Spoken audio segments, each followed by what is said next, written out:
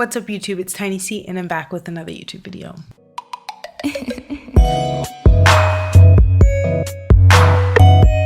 Today we're going to be talking about the infamous soft boy. The girls love him. The guys, well, they're starting to get it. They're starting to catch on. Why is this aesthetic? Why is this archetype starting to become more popular? We're going to get into that today. Last weekend, I saw the Challengers movie with Zendaya and it was absolutely amazing. I am a Zendaya fan, so that made it even better. I also play tennis. That made it better too. I'm going to be kind of using the Challengers lightly to frame this conversation. I'll try not to spoil too much in case you haven't seen the movie, but there might be some spoilers. So if you plan on seeing the movie, very much watch the movie before you watch the video. But come back. In the Challengers movie, Zendaya's character Tashi is a tennis player that had to have an early retirement due to an injury, and she is in a love triangle of sorts with Art and Patrick. So what I really noticed about this movie was, first of all, the reactions on TikTok to Art's character. Ladies and gentlemen, we're getting back to our roots. Pathetic men are back. Pathetic men are back and better than ever. I haven't even seen the movie yet, but this screen grab, he looks so down bad. It should be criminal. And I need that. That's the energy that I'm looking for in my future husband. Like the little puppy dog eyes. I don't know what the context is. I'm assuming they're having a serious conversation, okay? Maybe it's the breakdown of his character. Maybe he's going through something. Maybe Tashi is doing something to him psychologically. I don't know and I don't care. But this, we're getting back to our roots. Thank you, Luca.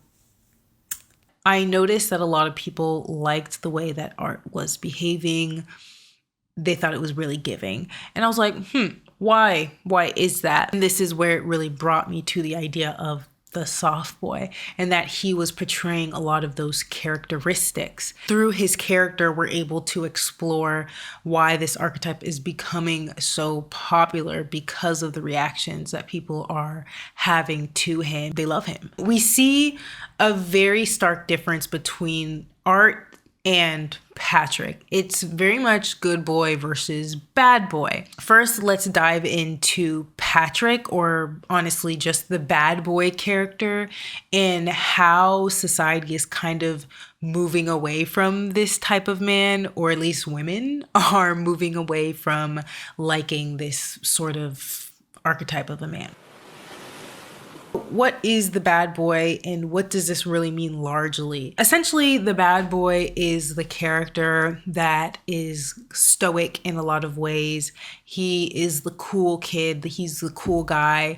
He knows what to do. He knows what to say. He's probably also a ladies' man, which Patrick was in this movie, or at least they alluded to him being a bad boy in the past. This type of guy is largely what a lot of men look up to. I mean, they have movies called The Bad Boys. So this is that hardcore male gaze sort of character. Thor is written from the male gaze for the male gaze. Mm-hmm. And Thor is what men think women want in a man, right? But actually, most women would prefer Loki, which is written from a female's perspective. I see what you're saying. Yeah, right? Yeah. Because Loki's like has the long hair. He's skinny. He's not buff. Like he's got feminine attributes to him. Mm-hmm. Where Thor is all like big man. Yeah, can get any girl that I want. Yeah, can get any girl that I want. I could do whatever I want, and that's not what. Well, yeah. Like I feel like the whole thing with that is like so interesting because everybody was like all these men, specifically. I feel like were losing their shit when people were like Pete Davidson's hot. Like all these girls were Pete Davidson, Timothée Chalamet, and like other guys kind of in like the who are not like super buff, who can dress themselves nicely, who take. I don't know so much about people like Timothée Chalamet and Laura Speed, like take, but like just like is like clean and like takes care of himself, like feminine qualities, like what I mean? Softer features and like just like stuff like that. I was like, what the hell? Like those these twigs, and it's like it's men. It's the men that other men hate.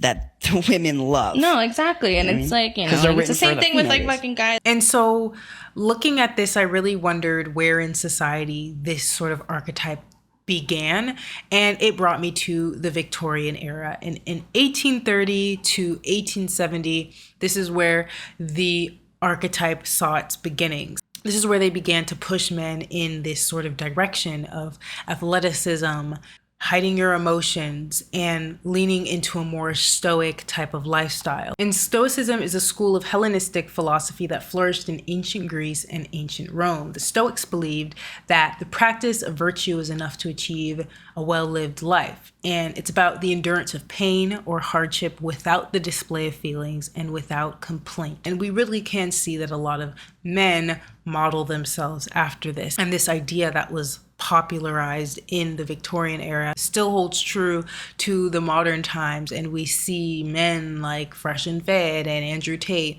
try to continue to propagate this like manly sort of archetype that holds their emotions in. It's about money, it's about being a ladies' man, it's about, you know, being a leader. Hegemonic masculinity is the idea that the way our culture constructs masculinity and masculine figures ultimately serves as controlling and hegemonic images that subjugate women and people who don't fit the mold of the ideal man.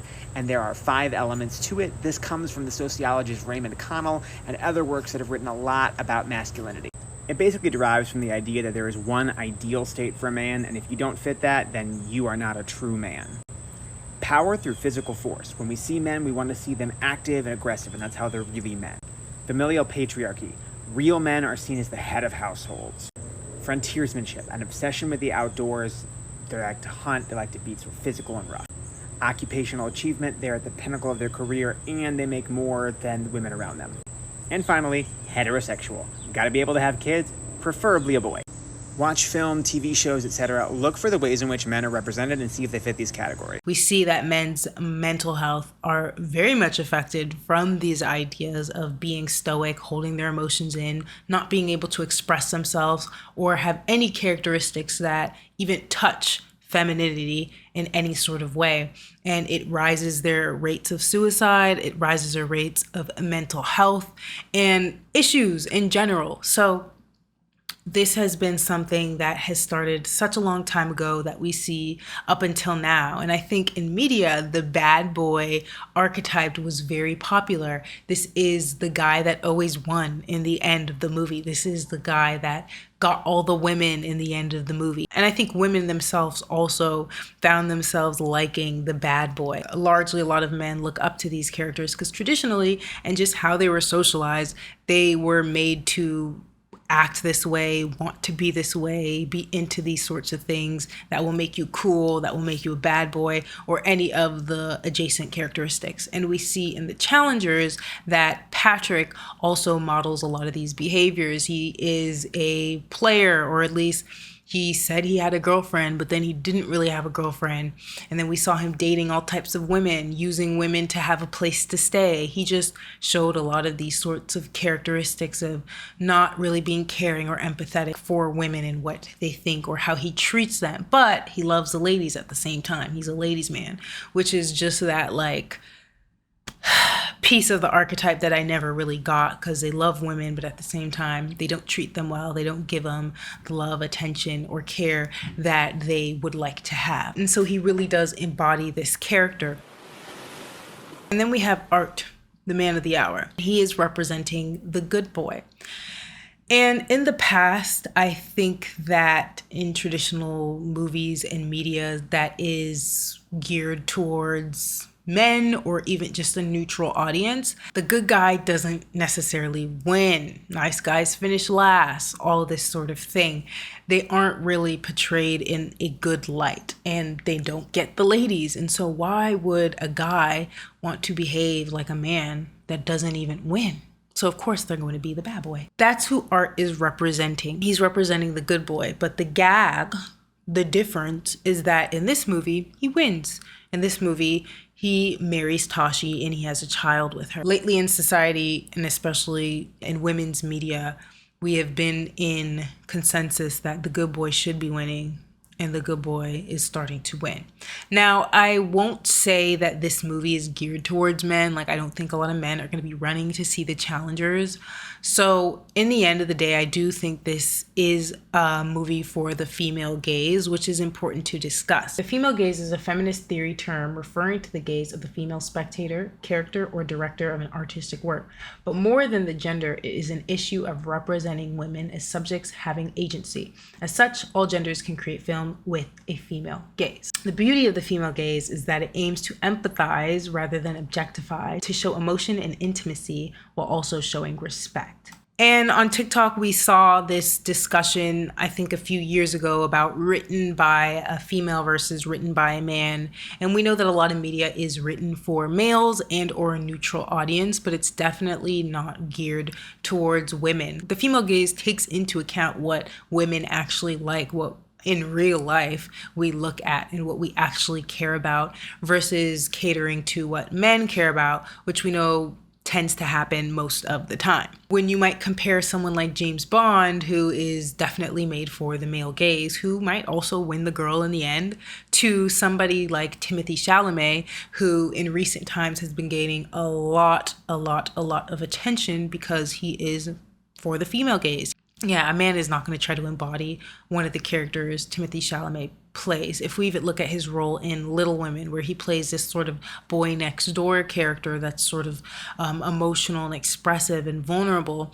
it's just so different than a James Bond type. But it's what women actually like to see. It's what we actually lean towards in reality. This is what makes the challengers most likely written for a female audience, because Art is on the emotional side. He is vulnerable. He was in love with Tashi from the beginning. It was very clear that he was more willing to accept his emotions than somebody like Patrick was. And Patrick didn't take Tashi seriously the way I think he would have needed to in order to be for the female gaze.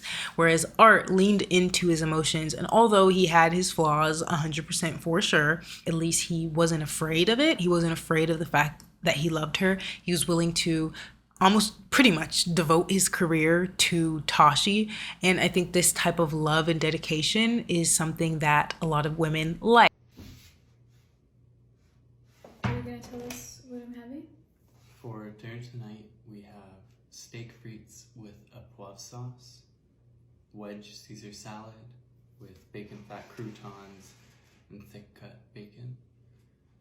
To go along with the fries, we have a homemade garlic aioli. Enjoy. Thank you. Are you gonna come eat with me? Yes, bye-bye. But something that I also noticed is that the signs have always been there. It's always been known that this is what women like. When we think of the idea of true love, which a lot of women have been socialized to buy into, it's really about an encompassing love. It's an obsessive love. No matter what circumstances, like, this guy is for you and you are for him. Even if we look at a movie like Cinderella, where the prince went through the town putting that shoe on every girl's foot in order to find her, like, that is how they were representing true love. Like, a guy willing to go through all of that trouble in order to find this girl that I guess he fell in love with. Love at first sight sort of idea. In reality, we know that a lot of men would call this simp behavior. And a simp is an internet slang term describing someone who shows excessive sympathy and attention towards another person. And usually it's a boy or a guy that's being called a simp. Although women eat this up and, like, they love simps, I guess if you look at something like Cinderella, men are not socialized to want to be a simp or like anything associated with simp behavior.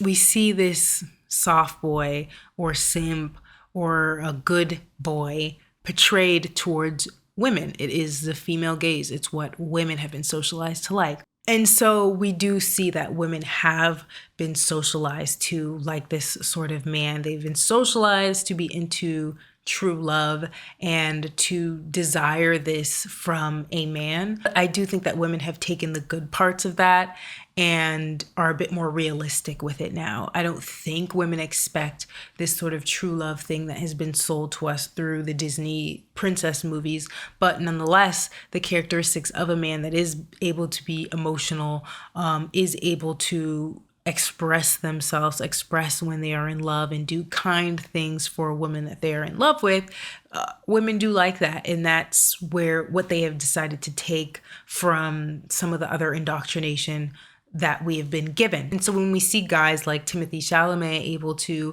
rise to fame in modern times, and characters like Art who portray a more emotionally vulnerable sort of guy, a softer guy that is not afraid to express things that are more traditionally feminine, I think women are happy and women really cling to it.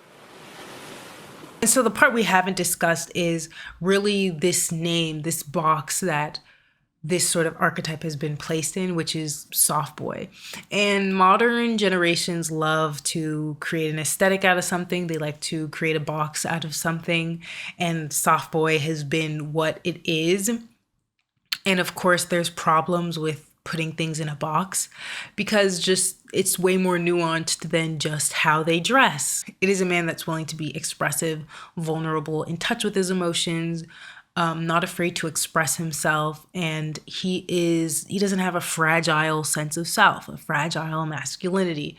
And so it's a lot healthier. It's a lot healthier. And so that's the good part of it. It's beginning a conversation and it's opening up a new archetype that men are going to be able to discover and hopefully feel more comfortable putting themselves in. You hear that it might be an agenda, it's a conspiracy, they're trying to weaken the men. Like if you look at red pill content and all that sort of thing, like they will make it a big conspiracy and, you know, try to spread fear around change. I don't think it's an agenda. I don't think it's some, you know, crazy sort of thing, because like we've discussed, this is something that women have always liked. Of course, there's parts of it that we've been socialized to like. I think largely women have always been interested in this portrayal of a man. He's more caring, he's more empathetic, he does nice things for her, he treats her well. People are putting fear around it so that men don't change. But we already know that there is a crisis. Men are suffering, men are depressed, men are not able to live up to the crazy standards that have been placed on them since the Victorian era. It's crumbling. It's not going to work. Even though it's coming in the form of an aesthetic, I think it's raising a conversation and it's beginning to normalize something that honestly just should have been the standard. Like people should be able to express themselves how they want to. Men being able to finally express themselves, wear what they want to wear, talk how they want to talk, express themselves how they want to express themselves.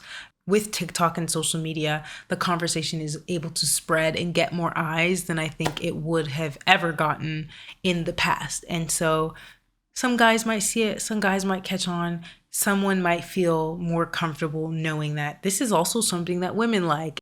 That might be the motivation they need to feel free to break out of the shackles that hold them back, the shackles that hold them down, the shackles that make their mental health bad. We are entering a new era. We are entering a good era. And it is the rise of the soft boy. Let them rise up. Let them have their moment and let it become normal.